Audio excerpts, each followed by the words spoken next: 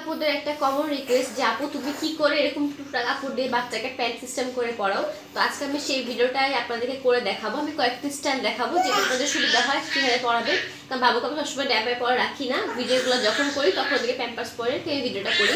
তো আমি একটা প্রস্তুতি স্টাইল দেখাচ্ছি, সেটা হচ্ছে তো প্রথমে এই কাপড়টা বড়টা খুললে আমি বাবুকে এভাবে নিব। মানে আমি না আসলে ভাবে গুছিয়ে বলতে পারি না, আপনারা একটু বুঝে নেন প্লিজ। হ্যাঁ, কাপড়টা আমি যেভাবে দিলাম এখন আমি ঠিক এভাবে একটা গিট্টু দিব এখানে একটা। আর আমার এই ছেলে খুব ঝামেলা করে যখন ওকে আমি এভাবে পড়াই, যখন হিসু টিসু করে আর পাল্টানোর সময় খুব ডিস্টার্ব করে ও। এখানে আপনারা দুইটা গিট দিবেন, একটু ঢিলা করে দিবেন যেন মাজায় না লাগে। তারপর কি করবেন, তারপর হচ্ছে আপনি এইভাবে কাপড়টাকে তুলবেন। এভাবে কাপড়টাকে তোলার পরে এখানে যেহেতু বেশি হয়ে গেল, এখানে একটা আপনারা এভাবে একটু ভাঁজ দিবেন।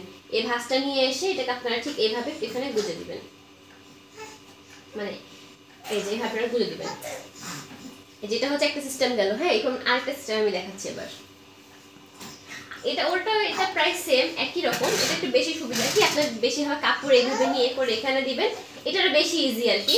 এই গিটটা আপনারা উপরে দিবেন, যে গিটটা তখন আমি নিচে দিলাম সেই গিটটা হচ্ছে এখন উপরে এইভাবে দিবেন। এই যে এইভাবে এখানে দুটো গিট দিয়ে দিবেন, তাহলেই হয়ে যাবে।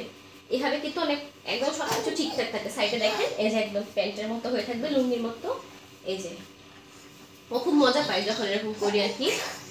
এবার আরেকটা আমি দেখাই, সেটা হচ্ছে যখন বাউন্সারে রাখি আমি কাপড় দিয়ে, কারণ জানেন যে বাউন্সারে ওয়ালক্লথ দিয়ে রাখতে হয়, তখন কি করি এটাকে আমি মোটা করে ভাঁজ করি। এরকম করে কাপড়টাকে মোটা করে ভাঁজ করে জাস্ট এভাবে করে যখন ওটা বাউন্সারে থাকে ওয়ালক্লথের নিচে আমি জাস্ট এভাবে করে মোটা করে দিই, এভাবে রেখে দিই।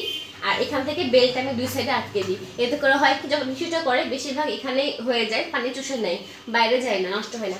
আর যখন আমি খুবই ব্যস্ত থাকি, তিনজন যখন খুব জ্বালায়, তখন আমি কি করি, তখন জাস্ট কোনো রকম ওদেরকে এইভাবে কোনো রকম দিই, আমি এইভাবে দিয়ে এইভাবে করে মানে এইভাবে করে পেঁচিয়ে জাস্ট আমি এখানটা দিয়ে আমি রেখে দিই। কারণ যখন আমার কোনো সময় থাকে না তখন এইভাবে করে রেখে দিই। আর যখন ওরা ছোট ছিল একটু, যখন হাত পায়ে খুব ছোড়াছুড়ি করতে পারতো না, তখন খুব সুবিধা হতো।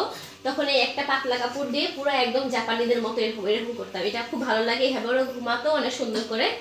এ দেখেন এখন দুষ্টামি করবে, এখন থাকবে না, কিন্তু তখন খুব সুন্দর করে থাকতো আর কি। আমার খুব ভালো লাগতো, যেমন খুশি তেমন করে রাখা যেত। তো এইভাবে খুব খুশি হয়, দেখেন কি সুন্দর, মাশাআল্লাহ বলবেন।